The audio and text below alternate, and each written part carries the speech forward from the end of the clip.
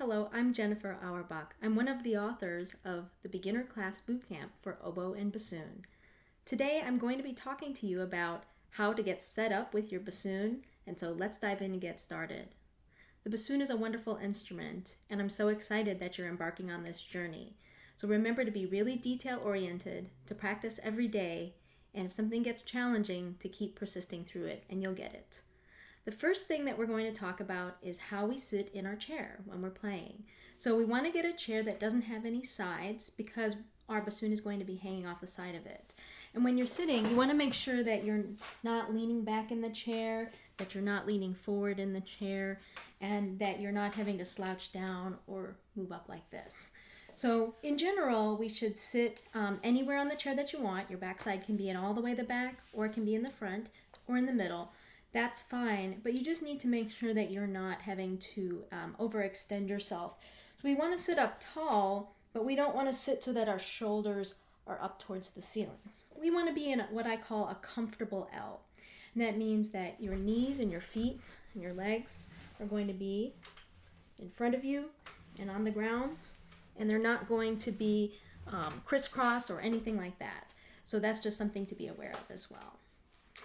The first thing that we're going to be starting with is breathing, because breathing and air and blowing are essential to making a beautiful sound on any wind instrument and especially on the bassoon.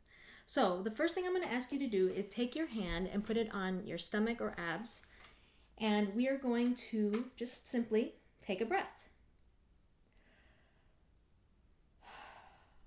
I also want you to see that I'm taking the breath with my mouth, not with my nose. So let's do that one more time. So I'm breathing in through my mouth and out through my mouth. When you're doing this, I want you to pay attention to the fact that your stomach and ab muscles pull that air in and not in your upper chest or in your shoulders. So when I'm breathing, I'm not going, and I'm not being shallow and letting it stay here. I want it to go all the way down to my abs. Now, the next thing I'm going to ask you to do is to hiss out your air as fast as you can.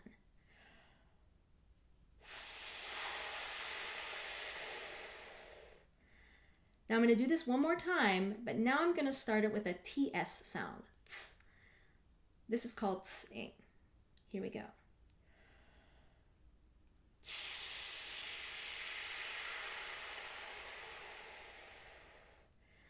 This kind of blowing is going to come in handy as we move on to the next steps. The next thing I want to talk to you about is how we tap our foot when we're going along with the beat. So you can see my foot down here, that my heel is going to get what I call super glued to the ground, not really with super glue, but I'm going to imagine that it is. I am going to be tapping, since I'm a bassoonist, with my left foot because the bassoon is going to be resting on my right leg. And I'm going to take the top of my toes or foot and I'm going to lift that up, and then I'm going to tap it down. So up, down, up, down, up, down, up, down, up, down, up, down, up, and I'm going in a steady pattern. Later, we're going to be putting this with a steady beat with a tool called the metronome. But for now, I just want you to practice doing that with me. Down, up, down, up, down, up, down. All right, so that's what there is to know about how we tap our foot. The next thing we're going to be working on is putting the instrument together. So it's important for us to learn about the names of the parts of the instrument. So at this point, you probably have a case that has a thicker side and then a thinner side. And what I want you to do is put it down on the ground, and so that the thin side is facing up and the latches are facing you. So now we're going to undo the latches and we're going to open it up so that the instrument is in the bottom of the case so that it's not falling out. And then I want you to look and see what the names of the parts of the instrument are. We're going to learn about that. Before you take anything out, I just want you to look and touch, but not lift out. And I also think it's a very good idea for you at this point, if you do have the ability to take a picture with an iPad or an iPhone or a smartphone, that if you take that out and just take a picture of how your instrument looks in your case, because there are a lot of different cases, and it's important that you put it back exactly as it has been in the case. In our book, this is on page 3 of the preliminaries, you can see that there are some pictures here that show how it goes in one example of a case, but there are other cases, and so you might need to just take a picture of what it looks like in yours. So now we're going to be looking at the different parts, and you can see in here that we're talking about the boot joint, then the wing joint is the next one, the long joint, and the bell. Now I'm going to show you what those look like with my own instruments. And so I want you to point at yours in the case and say, this is the boot joint. Then I want you to find this part and point to this. This is the shorter one in the middle, and this one is the wing joint. Point to that and say, this is the wing joint. Now we're going to find the next part, usually in the case, and that's the longest part in there, and we call it the long joint. So point to that and say, this is the long joint. All right, there's one more big piece, and that is the bell, and it looks like this. So point to that and say, this is the bell.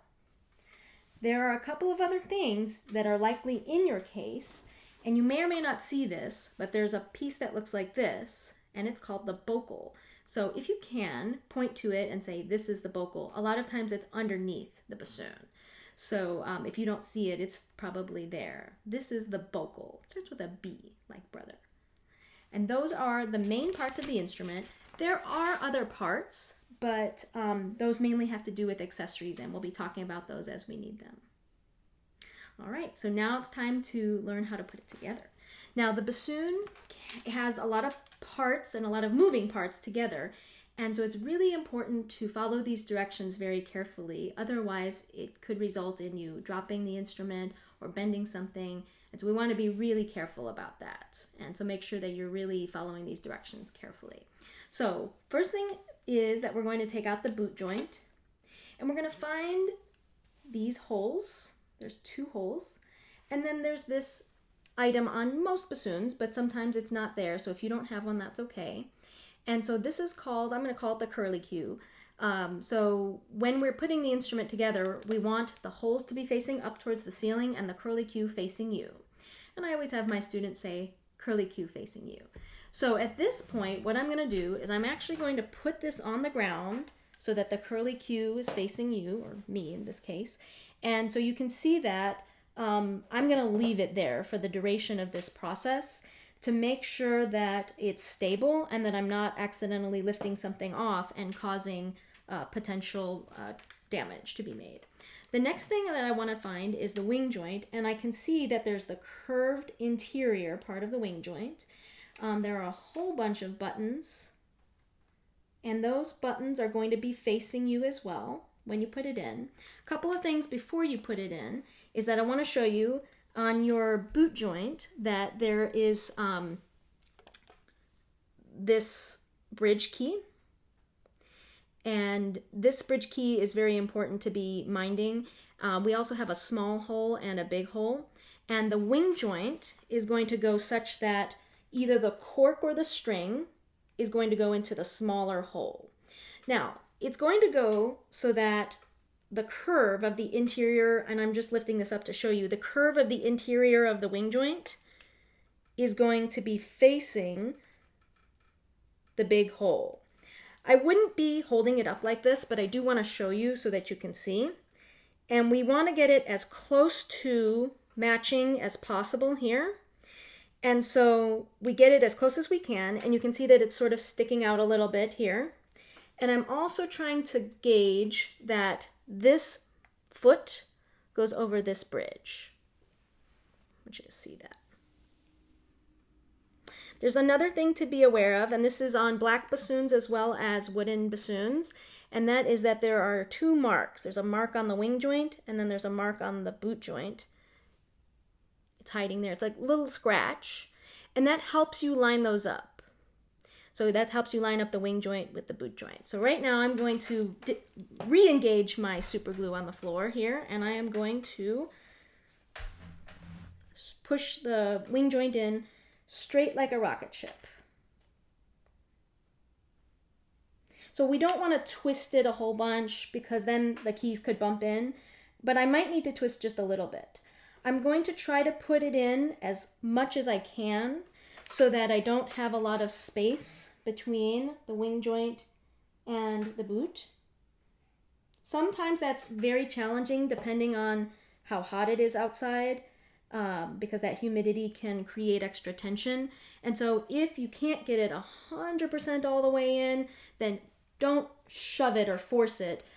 Just move it in as much as you possibly can. And if you're really having trouble with that, then ask your director or your teacher.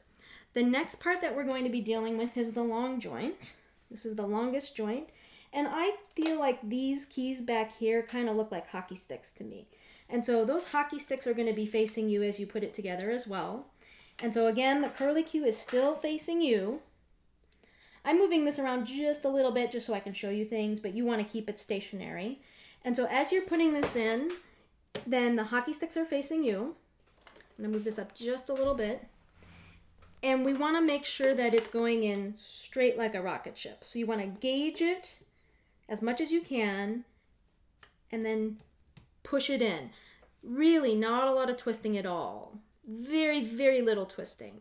Then you might notice that you have this part up here, and this is called a body lock, and this is going to go into the hole that's on the wing joint. If you're missing part of this, don't worry about it. Let your teacher or director know. But if you do have this, I'm going to show you how to use it. So mine is not quite 100% lined up, and so what I'm going to do is I'm going to take my left hand and put it on the top of the long joint, and I'm going to twist it very slightly.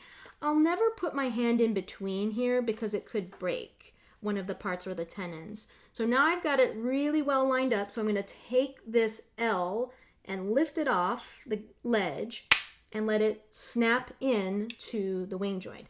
Now you don't have to let go like that. I just let go so that you could kind of see it. And so I just want to show you that one more time, that spring action should work. Now, sometimes the spring is missing, and if that's the case, that's all right. It'll still function. It keeps it together. It's a little safer for the instrument if you have it. This is replaceable if you're missing it. And also this part here. Some instruments have a body lock in here. And if you have yours in there, then you want to make sure that it just lines up correctly and that you take it out and then push it in. As with anything, never force something if it won't go in.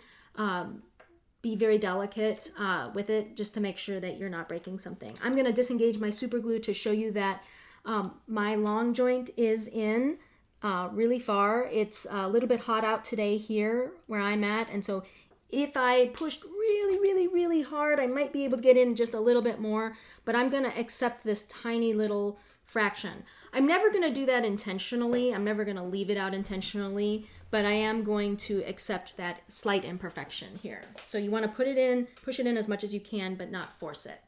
So now we have the boot, the wing, and the long, and we have one more big part that we want to put on, and that is the bell. And so for the bell, you're going to take your right hand thumb and put it on the key, and then you're going to make sure that this rod that you have your thumb on goes over the rod that's on the long joint. Again, we're going to get it mostly lined up, and we're going to mostly push and twist just a little bit. We don't want to be twisting this all around, around and around and around. We don't need to do that, and it could result in damaging some keys. And you never want to jam it on or go really fast. You want to go slow and carefully as you're putting this together. The next part that we're going to be putting on is the Bocal. And so with the Bocal, I think it's important to talk about Bocal handling safety. And so we've got the cork, we've got the nip, and we've got the tip. And really, this part, because it's narrower and this part is wider, this narrower part is very delicate, and we would never handle it like this and put it in. We could bend it, so it's really important to know about that. We always want to handle it from this curve. And so when I'm handling it and putting it in, we've still got the curly cue facing you. I'm going to take my left hand and put it on the top of the long joint. I'm going to make a C with my left hand. And then I'm going to put my right hand on the curve of the Bocal. The Bocal is facing towards me, and I'm going to push it gently into the wing joint, and I'm going to twist just a little bit. Twist a little, but push mostly. I'm mostly pushing, twisting a little. I don't want to do this. I don't want to go backy forthy. I'm just going to push it in, twist very, very slightly. Now, if you look at my bocal, you can see that a little tiny bit of the cork is sticking out. And that's okay. What you want to make sure you do is that you push it in as far as the well will go here. So we never want to like intentionally leave this partially out, but every bocal cork is a little bit different. And so even when it's up all the way pushed in, you might see a little bit of cork, or you might not. It just depends on your particular bocal. If you do have more than one bocal accessible to you, chances are you have a Fox 2 or a Fox 3. If you do have a choice, you can choose the Fox 2. If your teacher or band director has told you to use a different bocal, by all means use that bocal. Usually the number on the bocal can be found in a couple of different places. It can be found either on the side here, and then you might see some letters or one letter, or it sometimes is found on the base here. And so if it says Fox C2 or Fox C2 or Fox CVX3 or something like that, then that's what that number corresponds to.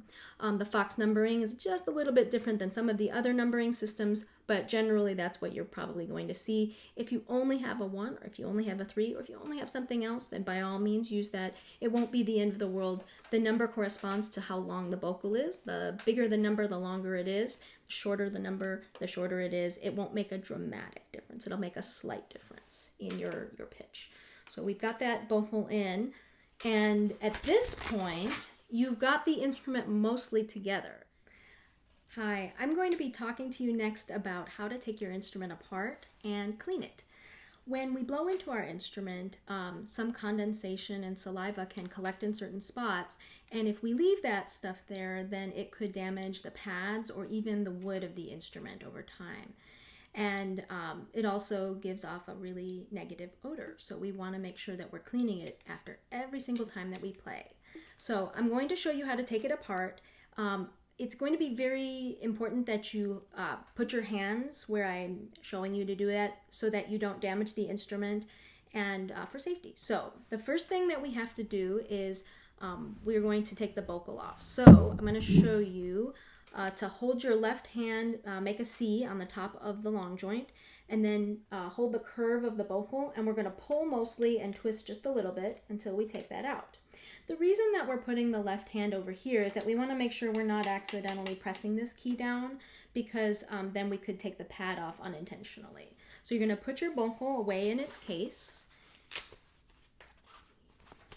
And then the next thing that we're going to do is put the left hand, make a C on the top of the long joint, and take your right hand and put it on the key like we did when we put it together. We're going to pull mostly and twist a little, and then put that back in its case. Just like before, we do have it so that the curly cue is facing you, so just a reminder about that.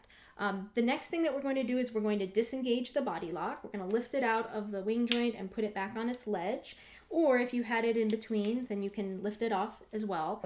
It is important that that body lock is not engaged when it's in the case, because then it can bang against itself in the case. And I might recommend that if you do have the case that is blue inside or green inside, or even the one that has the bocals on the exterior, I call that the rain jacket case, or if you have a Bona case, then I would recommend that you do put a piece of cloth in between the wing joint and the long joint, just to help protect it from banging against itself. A bandana is perfectly fine, or a paper towel. So the next part of taking that apart is going to be, we're going to take our left hand and make a C on the top of the long joint, and then the right hand is going to make a C on the top of the boot joint. I'm going to disengage my super glue so I can show you that.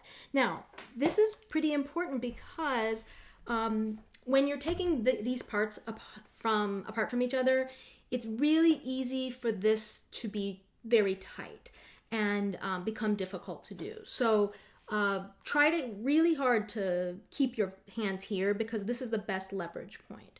So you're going to take your left hand, and your left hand is going to be pulling towards the ceiling. Your right hand is going to be pushing towards the ground. So we've got that dichotomy happening. It's very important that both of those hands do those actions. So I'm going to pull and pull a lot, twist a little bit with my left, and it's really tight, but I'm going to keep doing that, and my right hand is really pushing towards the ground.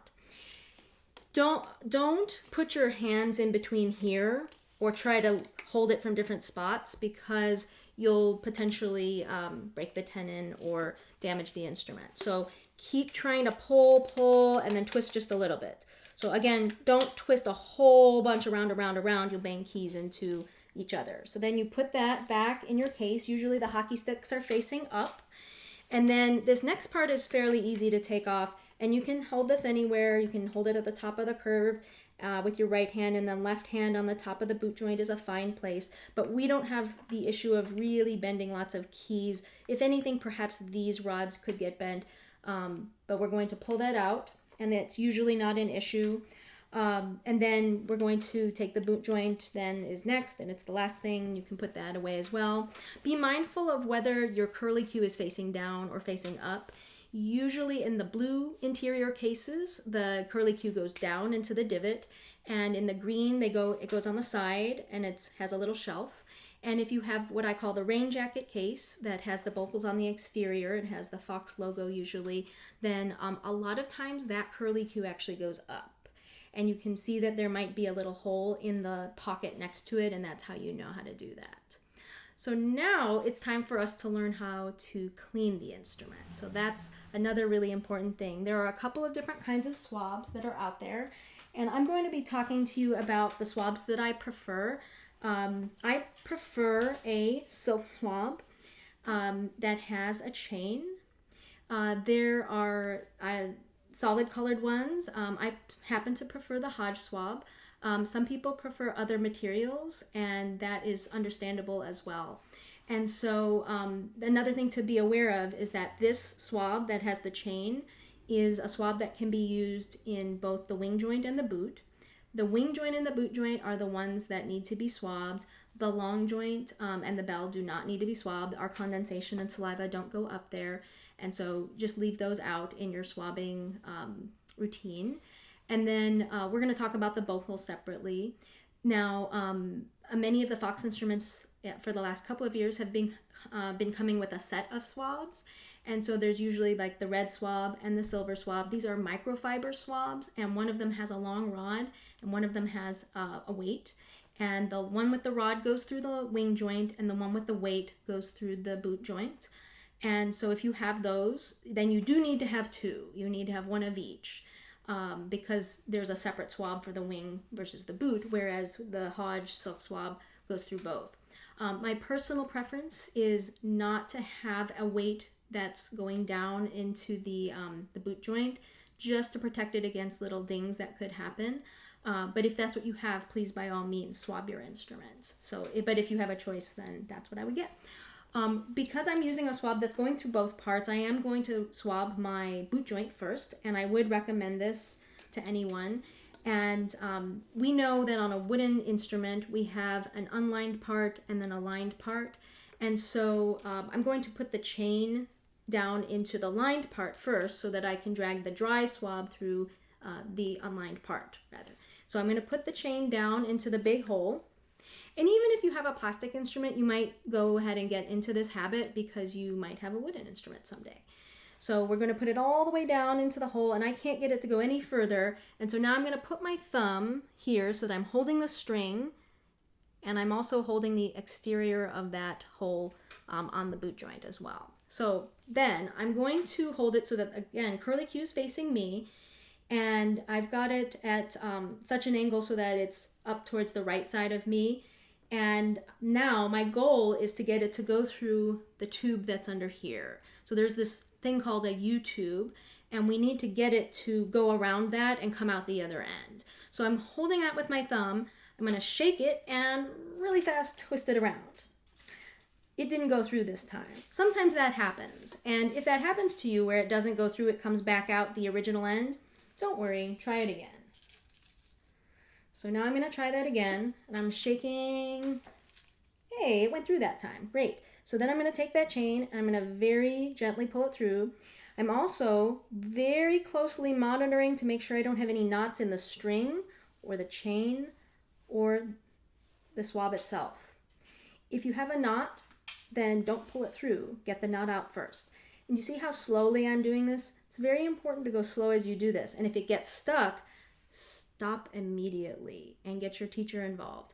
Because even though you might think it's a good idea to keep pulling it through, you could be making it worse. And so just stop at that point and get help. So now I've cleaned that out and I'm going to put it back and I'm going to take out my wing joint.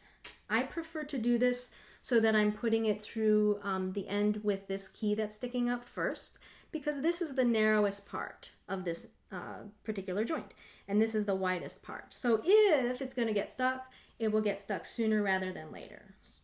So I'm going to take the chain, and if you have the one with the rod, that's the one that goes in here as well. Put that chain down in here. Again, I'm really monitoring for any kind of knots, and I'm going to very slowly pull this through. You can also have that in your hand as you're doing that, just to make sure there's no knots. Very slowly. And again, if I get this stuck, then I'm going to stop immediately. Like don't yank it out, don't cut it out. Just stop and get your teacher involved, because they might have a way of getting it out, and some repair places have a special tool that can help get that out as well. So now I've swabbed the wing joint and I'm going to put that away. And the next part that you might be swabbing or cleaning is the bocal. So the bocal is made out of metal, and it's not risking the same kinds of deterioration that a wood part of your instrument might, but it does collect residue in the interior, which can affect the pitch, and it will smell bad and just generally be yucky. So we want to clean that out. It's very, very important, if you are going to use a cleaning device on the bocal, that you are very careful that you are using the correct cleaning device. So I have a swab here, and I also have a bocal brush. And I'm going to talk about both of these things and why you might use them. If your teacher tells you not to use those, then by all means go with what your teacher says. My bocal swab is also a Hodge swab. It has a little chain, and then it has the string. It has a little tiny swab, and then it has a tail. So that will help in case it gets stuck. You never want to use the regular swab on the bocal. It will not fit in there. I promise you it will not. And if you accidentally put it in there, then it could, trying to get it through will potentially bust the bocal, which we don't want to do. So I'm going to make sure that I don't have any knots.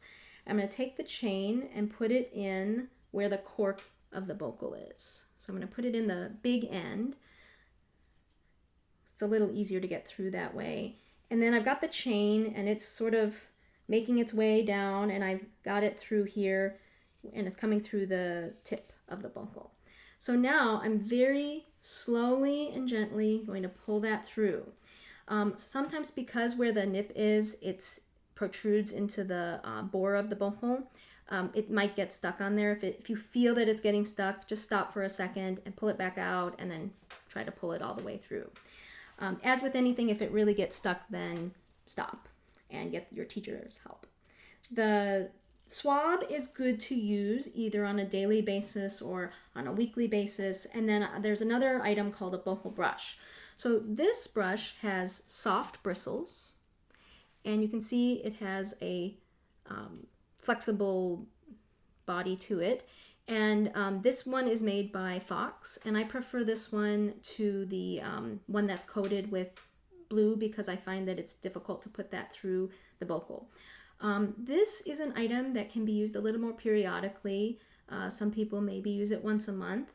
If your teacher says to use it more frequently, then by all means do that. So what it's doing, it's really kind of scrubbing it out. And what you can also do is you can put soap and warm water inside your bocal, and if you do that through your faucet, then just make sure you're not pointing it at yourself as it's putting that through. Just regular dish soap is fine. And then that's something that you might want to do more periodically. I usually will do that at the beginning of the year, maybe every couple of months. Once a month is fine as well. And so you want to kind of push that Bocal brush in there and brush it out. You can also put it in the tip as well. You can kind of brush that out. I usually don't send it all the way through because I can get it a good halfway and then a good halfway, and just be near a sink if you haven't done it in a while because you might have some residue that comes out. So that is how to clean your instrument. Hi. Next we're going to be talking about reeds and making our first sounds on them. So the first thing I want to talk to you about reeds is how to store them. We use a double reed, which means that we have an outside and an inside, and properly storing them is really important. Sometimes we get reeds in a little tube, and that's a great way of receiving them if we're getting them in the mail, for example, but it's not a great way of storing them because the little tube is airtight and the moisture could collect on there and very likely will cause it to mold and get kind of yucky, and we wouldn't want to use that in our mouth. So I'm going to recommend a reed box. So this reed box happens to hold a lot of reeds, and you can kind of see it has these what we call ribbon style, and so the reeds kind of go in and they stay in with the friction of this ribbon. And so that's one feature of this particular reed case. And then when I close it together, another thing that you can see, it has like a hole right there. And that hole is creating aeration because we want the reeds, when we're not using them, to air out and dry up. That way they won't get that mold on them. So having some sort of air pocket in certain places is preferable with a reed case. There's another type of reed case that has pegs, and that's just a different style of having the reeds in there, and that's a perfectly fine way as well. You can see that this also has aeration. Some of the reed cases that I prefer are the box style. There are even extra holes in there. Our organization also sells a whole bunch of different fun reed cases, and they all have aeration. Be very careful. There are some reed cases out there that are very airtight and they don't create the aeration, and they might even have sort of a moisture packet, like a humidity packet, which is fine for some instruments like clarinet and saxophone, but for oboe and bassoon that's really not ideal because it helps create a steadiness of moisture, which creates that mold on the reeds, which is not preferable. So you want to make sure that you are probably not going to use that particular style of reed case, but there are many others that are good as well. Whether you use the ribbon style or the peg style, that's up to you or your instructor. And usually I would recommend a reed case that holds about 3 or more. You saw that I have a reed case that holds 2. And the reason that I have that is that I also have this other big one that holds 10. And these are like my performance going on the stage reeds. Whereas these are all of my other reeds that I have with me at all times as well, except for when I go on the stage. So that's why I have one that holds 2. So a reed has a couple of different parts, and I want to show you that here. And I'm going to show you a couple of different kinds of coatings to the reeds. So if I hold these reeds up, you can see that this one has a string coating on the bottom, and this one has hot glue coating on the bottom. And those are just fine. Some reeds have no coating on the bottom. Maybe they just have a little bit of clear nail polish on them, and that's fine too. And sometimes there's a little bit of heat shrink rubber tubing on it. All of those are fine. They don't really affect the sound tremendously. It's just a matter of aesthetics, in my opinion. So what you need to know here is that when you hold the reed, we've got the string or the glue, we've got the tip of the reed, we've got a couple of wires, we've got this one which we call wire number 1, or the first wire, we've got wire number 2, the second wire, and then we have a third and possibly even a fourth wire that's hiding underneath the string or the glue that you usually can't see. And so when you're holding it, I'm holding it wrong right now. I'm holding it at the tip so I can show you, but we never want to handle it at the tip. We want to always handle it at the string or the glue. And we call this the butt end, and that's the part that's going to go onto the Bocal once we get to that stage of things. So because, like I was saying earlier, we have an inside and an outside rather than a top and a bottom like the single reeds do, it's important for us to soak the reed in water. So if we were to, what that does is it imbibes the reed with water. It makes it sound full and correct.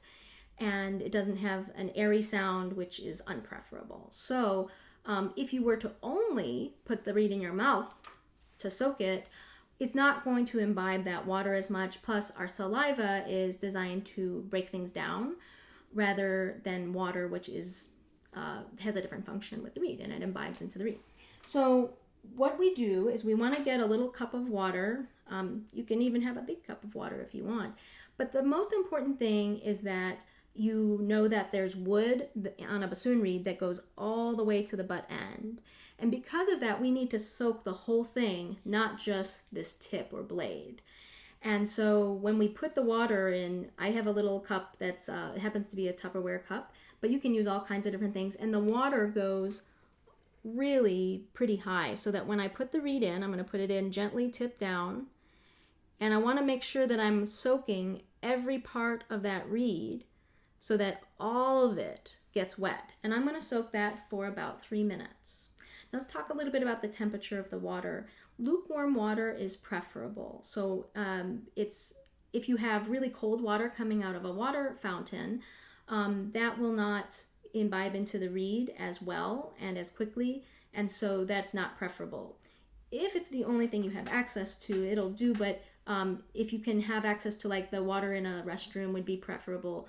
We don't need boiling hot water, but lukewarm is the better way to go. And, room temperature, that would be fine. So we're going to have that soak for 3 minutes, and then we'll be talking about what to do when you're blowing into the reed in a little bit. But let's just imagine that we're at the end of our class or practice session, and let's talk a little bit about what we're going to do. So let's say you've taken your reed off and you're ready to put it back into your reed case. Well, the thing that you don't want to do is you don't want to put it in soaking wet into your reed case, because that will also, even though we have aeration, it will lead to potential molding, which we don't want to have. So what we want to do is don't put it back in your water cup when you're done to walk back to your case, for example. You might put that in your mouth, but your mouth isn't like soaking wet like a cup of water is. So let's say it's wet. So we're going to take our lips at the string or the glue, and we're just going to gently blow out the excess water. Just a gentle blow. And then another thing we can do is just wipe this on our clothing gently and wipe off the excess water before we put it back in the reed case. So then we're going to take our reed case and put the reed gently back in there and close it up. You never want to store the reed in a cup of water for long periods of time. And when you are soaking your reed, if you put it in and intend to put it in for 3 minutes and then you maybe forget, or you do something else for a longer period of time, if you're wondering if you're going to be in trouble with your reed not working or something, about 10 minutes is really where you're getting into that danger zone of damaging the reed. So if you're like, oh my gosh, it's been in for 10 minutes, you don't have to throw the reed away. It's okay. It might feel a little waterlogged, and so take it out and let it dry a little bit. But if you leave it in overnight in your soaker cup, like if you have either a medicine bottle or this Tupperware cup and you put it in and then you're like, oh, next day I realized it was in there, then probably it's not going to sound the best. It's going to sound a little thuddy and hard and difficult to play. So at that point, you want to just maybe set that reed aside and not use that anymore. A reminder, I'll remind you this a couple more times, that we want to always hold the reed from the string or the glue and not handle it and put it on like that. We are going to eventually put this on the Bocal, and so when you do that, you want to make sure that you're eyeballing it so that you see the tip as you're supposed to, and then rather than twist a whole bunch, we want to get it really close, push it mostly, and then twist just a little bit. So not a whole lot of twisting, but mostly pushing, just like when we were putting the instrument together. Now we're going to be talking about how to put the reed in your mouth and make your sound. So we remember that with the reed, we have the tip, and we have the string or the glue, and we also have the first wire, and I might be referring to that as the wire as well. This whole setup here is called the blade. So you see this kind of ledge where the bark stops, and all of that is called the blade. And so that's going to be important for us to be using that nomenclature as well. So now I'm going to talk about how I want you to hold it when you're putting it in your mouth. When the bassoon reed goes into the mouth, it goes in straight. So it doesn't go in like this at an angle down or at an angle up or out. And it's going to go in the center of the lips. So that's important to know as well. It's going to go flat and straight and in the center. So how you put your lips around a reed or a mouthpiece or at a reed or a mouthpiece is called embouchure. And that is a word that is used for all of the woodwinds and the brass instruments. And that is a French word that talks about what your muscles do, so the shape, and also potentially any pressure that you put on the reed as well, or the mouthpiece. We're going to be talking about your teeth and what to do with those. And so the first thing I want to show you is where your lips go in relation to your teeth. So with the bassoon, we're going to put our lips over our teeth, and that's for your top set and for your bottom. And so we're going to have those go in just a little bit. Watch what I don't do.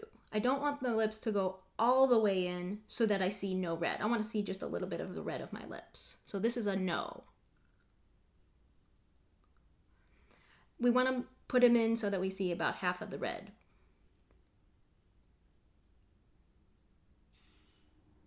Now, the next thing that's going to happen is that we want the correct shape. And so in order to get the right shape, which is really a very round shape, we're going to say the word how and breathe in. So watch me do that.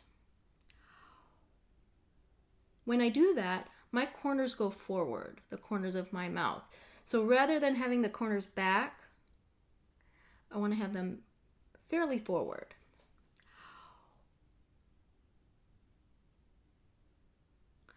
The next thing that's going to happen is we want to make sure that the teeth are positioned correctly. And so the teeth are going to be about an inch apart from each other when they're in the mouth, even though the lips are covering the teeth as well. So then we want to put the reed in the mouth. That's going to be next. And the way that you want to put about 3/4 of the blade inside your mouth. And a good way of gauging that is to put your pinky, the very tip of your pinky, right at the wire, or the first wire. And that's about where your lips are going to go to. So we're going to say how and breathe in and do our pinky test.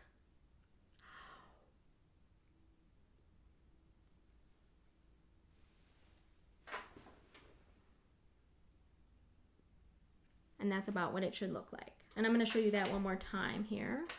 Pinky.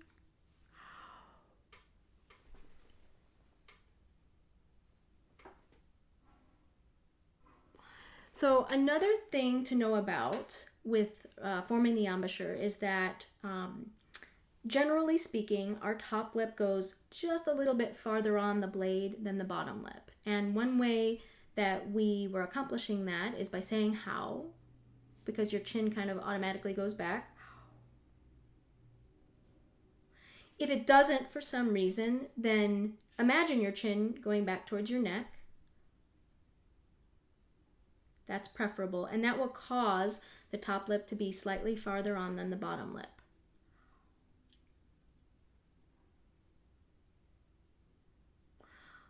We anchor our top lip on the reed when we're going to take a breath. When we breathe from our mouth with wind instruments, and rather than from our nose, because we can get a bigger breath. And air is going to be really important on the bassoon and all the woodwinds and brass as well. So we want to get as much air quantity built up in our torso as possible. So what we're going to do is set that top lip, because we call it anchored on the top. And then we're going to breathe from the bottom lip. I'm going to do that again. So you got your pinky.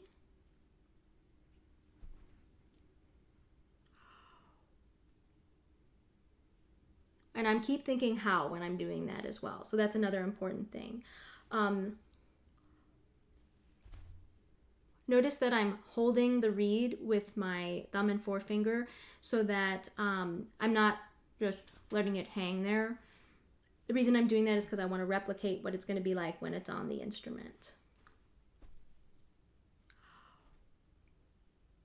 the next thing we're going to do is we're going to set up our embouchure, and now we're going to blow into the reed. And so let's do that.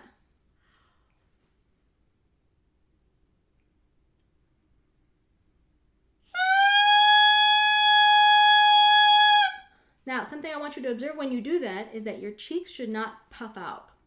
They shouldn't puff out like that. Watch me do it wrong. So you see my cheeks puffing out. That's what we don't want to do. We want to make sure that those stay stationary.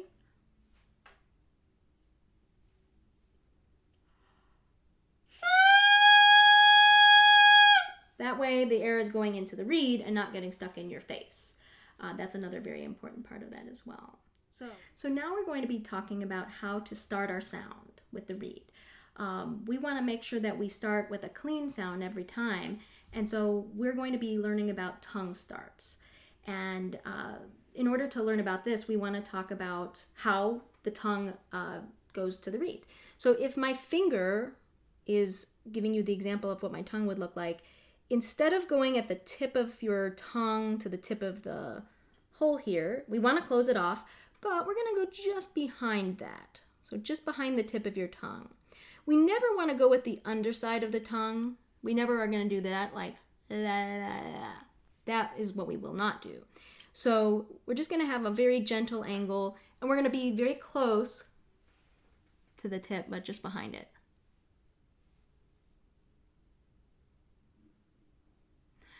And you don't have to worry about making your tongue really firm or really soft. It's going to be relaxed.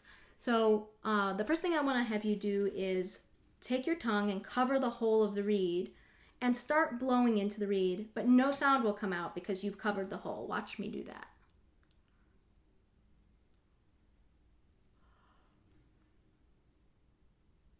Now, the next step is that you're going to release your tongue and let your air go through.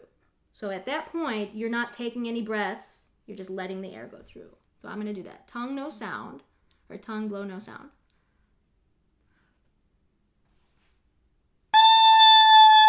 Then I released my tongue and the sound came out. So it's sort of like if you had a hose outside and the water was going and you took your thumb and you put it over that and then you like let your thumb off and then the water comes through. So that water being like our air. And then let's do that again. So tongue on reed, blow no sound. Release the tongue. Now, sometimes, what we're going to start every note, in fact, not just sometimes, but every time, we're going to start the note with our tongue. But sometimes you're blowing a note and you're ready to blow another note. And then in times like that, you want to touch your tongue to the reed twice, and maybe even dozens of times in a row. But you want to make sure that you're not taking new air for each one of those new notes. So this would be like if you had new air for each note. That means that you're start, stop, start, stop, start, stop with your air. So if we want to think about another analogy with this, it would be like the water that's coming out of a faucet rather.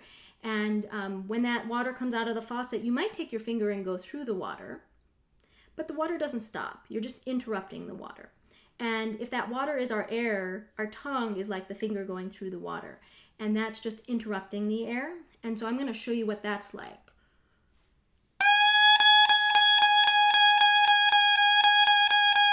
Rather than... Can you hear the difference on that? So the first way was the preferable way. We want to have that air continuous, that water coming out of the faucet continuously. That's how that works. So I want you to do an exercise with me where you're blowing and you're tonguing at to start the sound. And I want you to tongue however you want. You don't have to worry about tonguing in any kind of regular pattern or anything like that. And I'm going to show you what it's like.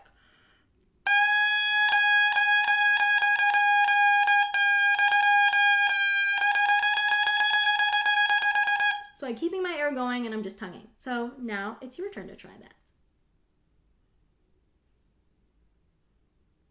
Oh boy, good job. All right. So now I want to talk a little bit about what it's like when we start putting some pieces together. So we're going to take out the bocal and we're going to do some exercises with the bocal and the reed. So now we're going to take the reed and put it on the bocal Remember we talked about holding it from the string or the glue. We're going to push it on mostly, not twist a whole bunch. And I want to make it so that, again, the reed is straight into my mouth. And I'm going to be showing you how to hold the reed and the bocal now together. So the bump of the bocal, this curve, is going to be up. And we're going to touch the cork with our left hand, thumb, and forefinger, and the string or the glue with your right hand, thumb, and forefinger. As I do this exercise, it's important that, again, the reed goes straight into the mouth, but that the bump is about at your eye level. So we don't want to be leaving our thumb and forefinger off. That's one thing to make sure of. We don't want it to be down too low. That's the most common problem that people have because it goes in at a different angle, you see. It will cause different kinds of pitch and tension issues. And we also want to make sure it's not too high. So that curve is just about at eye level here.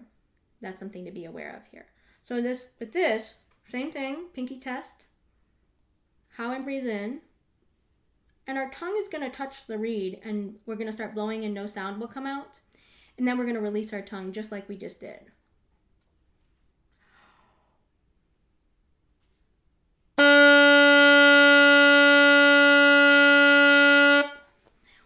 As with everything, you want to watch that your corners stay forward and that they don't travel back. Watch me do it where my corners go back.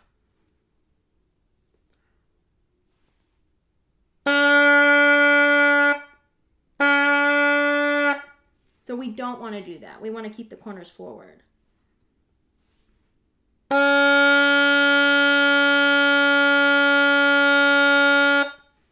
right.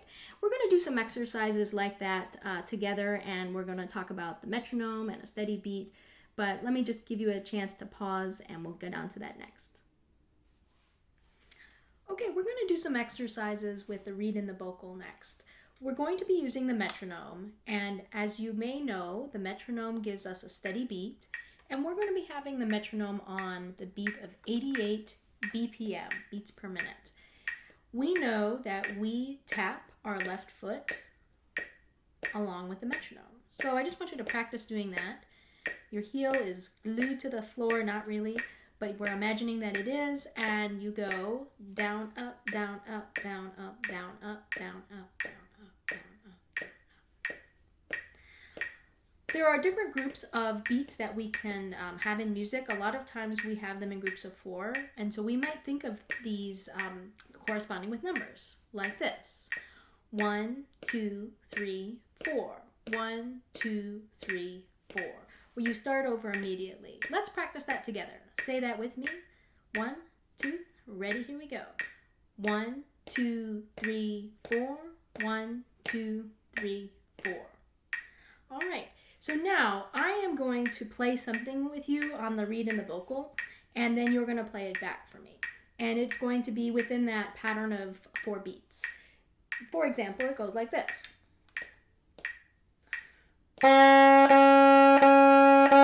And then immediately you would play back to me.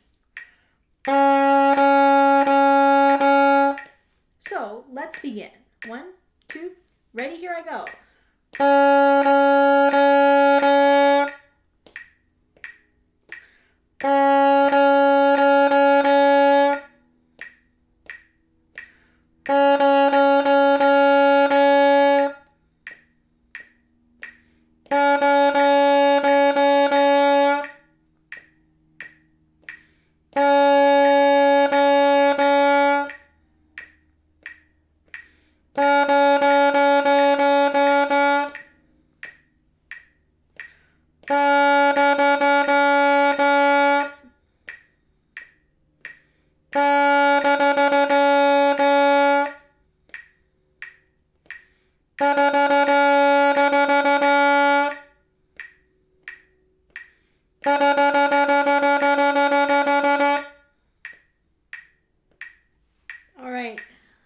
That last one was a little challenging, but these are some really great warm-ups that you can do, and you want to just watch out and make sure that your air continues to be steady and that you're not taking new air for every note. You're not doing so see how my note falls down at the end, or even so keep your air going throughout that. So those are some really great vocal and reed exercises you can do.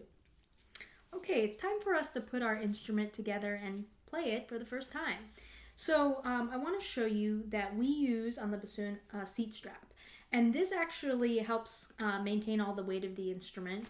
We do have some balance points that we'll talk about so that we hold the instrument, but we're not holding it up, the weight of it, like some other instruments do, for example. So when you have this seat strap, it's usually a piece of leather or cloth, and there is a hook. And this hook is going to go to the very bottom of the instrument. I'll show you that.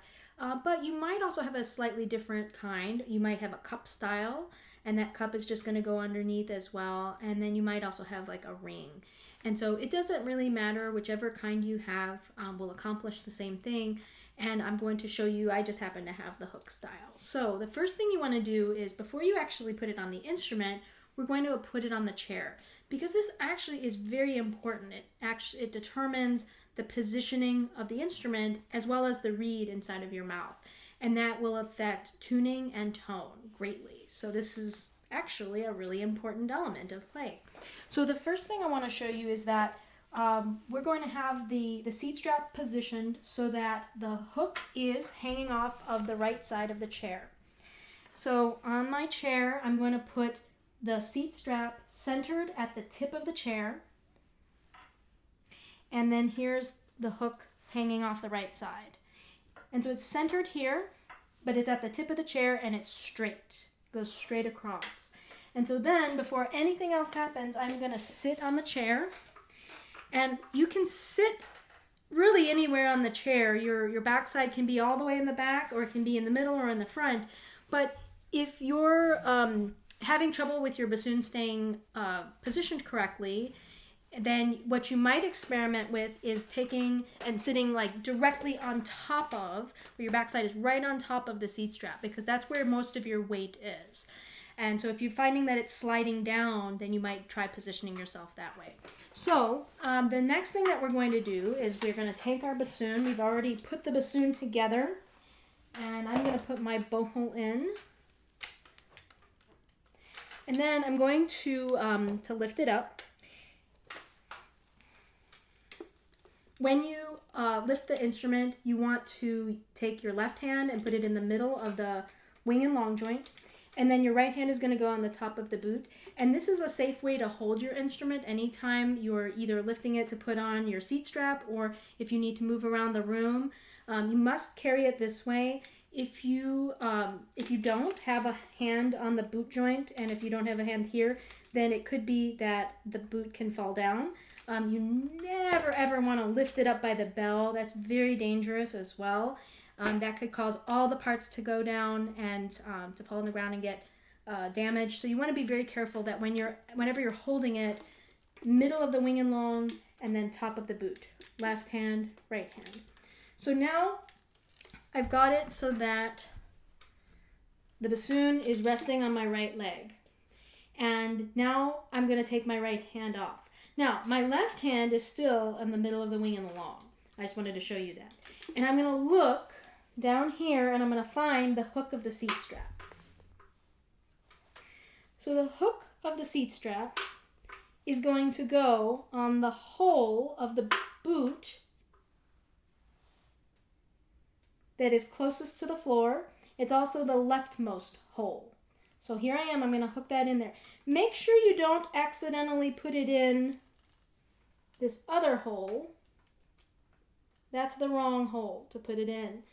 If you find that you're confused by that, you might put a little piece of tape over that hole so that you don't accidentally put it on the wrong place. So that's how that needs to look. And then let's talk a little bit about getting the bassoon in just the right position. So we remember from our posture discussion that we want to be in a comfortable L, and that we don't want our shoulders to be up, we don't want our neck to have to be stretching, we don't want to be slithering over here, or having to lean in any way. We don't want to lean. So we're going to be in a comfortable L, and then when you have the bassoon in front of you, it's hooked into the seat strap. When you have it come to you, the bow hole should go to your lips. Now, this is not happening for me right now. That means that it's too high. If I had the reed on, I could stretch up to that, but I don't want to have to do that because that's going to cause my tone to not be the best that it can because my air is going to be not as efficient as possible. So we need to make that adjustment. So the way that we do that is that you take your left hand and hold it in the middle of the wing and the long. You take your right hand on the seat strap where it hooks into the boot, and you're going to take your knees and move them towards the ceiling and pull that down and then push your knees down. So now I've adjusted it so that it's lower. So here, let's see if that's low enough. It's not quite low enough. So I'm going to do the same thing. I'm going to repeat, and I'm going to pull it down and then put my knees down. So now let me check it. Okay, so now the bocal goes to my chin. So that's still not where my lips are. And so I could do that, but I don't want to do that because, again, that's going to affect my tuning and tone. Let's get it right. And so when I'm in a comfortable L, when my face is completely forward, this is going to my chin. So that means I need to raise it up a little bit. So again, knees to the ceiling. This time my right hand is going to go on the middle of the wing and the long, and I'm going to pull the seat strap up on the other side. So let's see if I've got it here. Yeah, that's just right. So that's just something to be aware of here as you're getting your positioning right. Take the time to get it just right. You'll really benefit from that. So the next thing that's going to happen is that we're going to take the reed and put it on the bocal with the instrument all set up. So remember when we did the reed in the bocal, we had the reed on straight and the curve of the bocal was up. But we're not going to do that now because the curve of the bocal is at a slight angle. I want you to see that here. You can kind of see that it's at an angle when it comes to my face.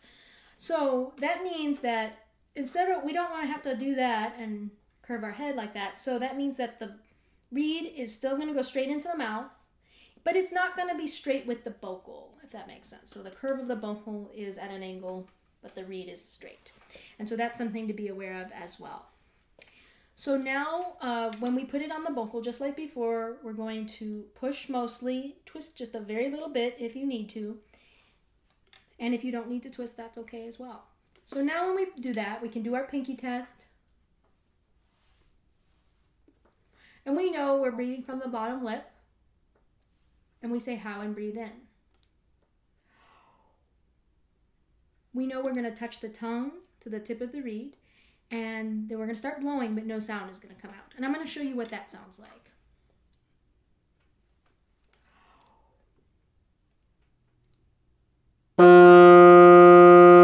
Then I released my tongue. So that is how we produce our sound. So let's try that together. Try it with me.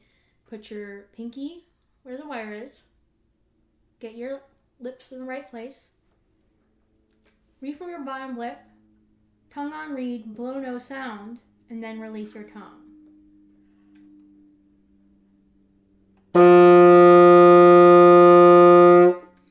Yeah, very good.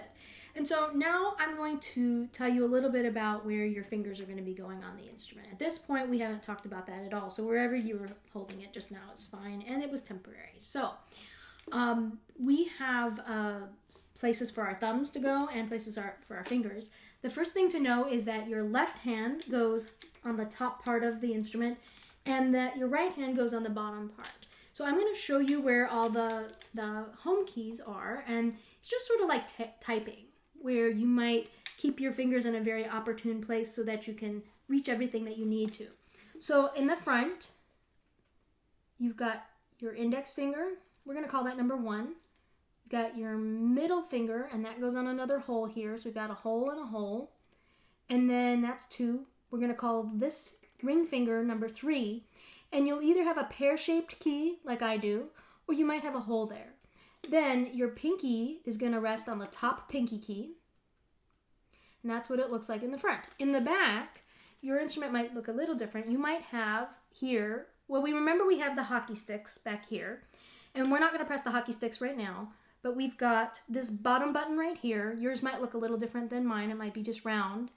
And then that button is called the whisper key. And when you press it, you can see that it presses down this pad that goes on the nip of the bocal. So That's going to be our left hand thumb is going to go there on that whisper key. Just note that we have 1, 2, 3, 4, 5 thumb keys in a row here. You might have 4 thumb keys, and that's fine. I just want you to know that on the fingering chart that we're going to be talking about, that you might just need to adjust, and always count from the bottom up when you're trying to figure out which thumb key it is. The good news is that at first, the only thumb key we're going to use is this bottom one, the whisper key. So that's where your left thumb is going to go. And then remember in the front, whole, and then I've got a key, and you might have 2, and then pinky. On the right hand, we are going to take the right hand index finger, and I'm going to call this 4, and it's going to go over a hole. So this key up here, we're going to ignore that key. So that 4 goes on the hole. Then again, we're going to skip this key, and we're going to go to the next hole for 5. So whole. And then you see that we have 2 keys next to each other. We have a skinny one, and then we have a raindrop looking one. That is where we're going to put 6. So 4, 5, 6. You might not have the skinny key. Some bassoons don't, and that's all right. So you don't have to worry about it. And then the next thing is what you do with your pinkies. So we have 3 pinky keys here. And we've got a square shape, a triangle, and then a really big one down here. We're going to be on the square shape key for now. That's our home key. And then on the back, we have some thumb keys. We've got the big round one. We call that the pancake key. Then we've got one on top of that. We've got one below it, and yet one more below it. Again, your keys might look a little bit different than mine. They might be square in shape. They might not have the rollers on it. But generally, that's the positioning. And also, you might be without this bottom one. You will definitely have these 3. And so this pancake, that's where our right-hand thumb is going to hang out. It's going to be the home key for that one.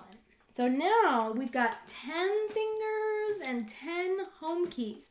So what I want you to do is squeeze all of the home keys gently.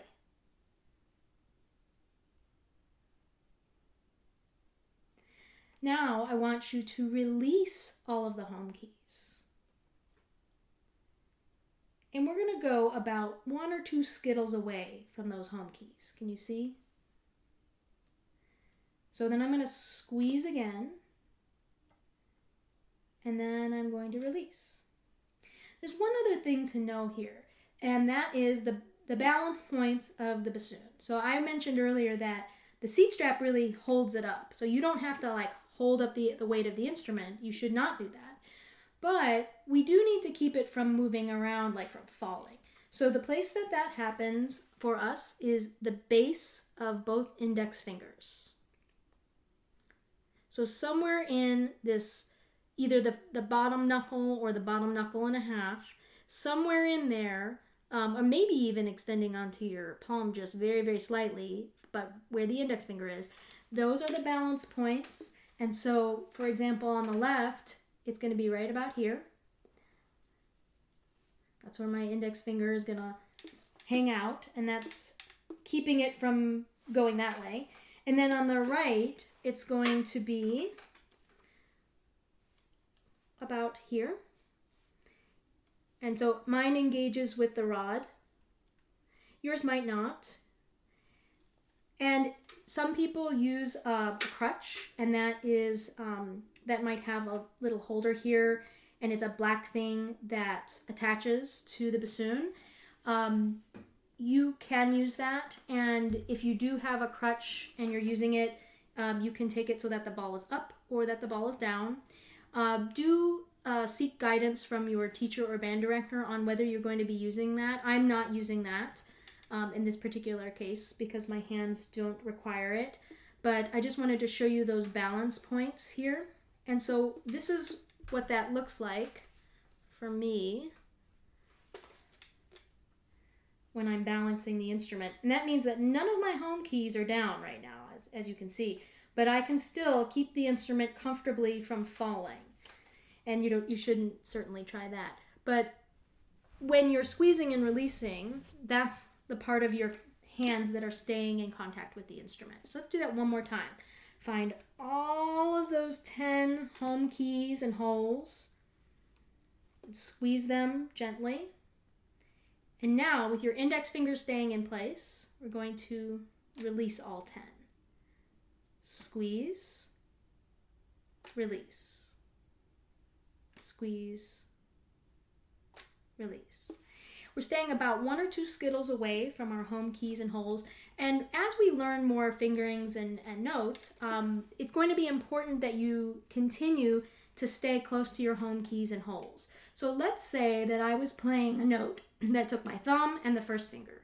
Well, these other fingers, their job is to hover over their home key or hole, not to curl around. It's really important that you don't do that, because let's say you're playing a piece and then you want to go to these, you've got to like whip out your fingers real fast, and it inhibits your technique. It means you can't go as fast. Same thing down here. We're in our first unit, we're not going to be playing any pressing any keys down here, but it's really important that you don't just hold on to it like this, or you don't grab it like this, and that you're not hiding some of your fingers as you're doing some of the notes. They have to stay out, and that you shouldn't be doing that with your thumb. Your thumb should be hanging out in the back, and also be careful that your thumb isn't hanging out up here. Your thumb should be hovering over the pancake key. So that is a lot about hand position and instrument position, and now we are ready to play our first notes.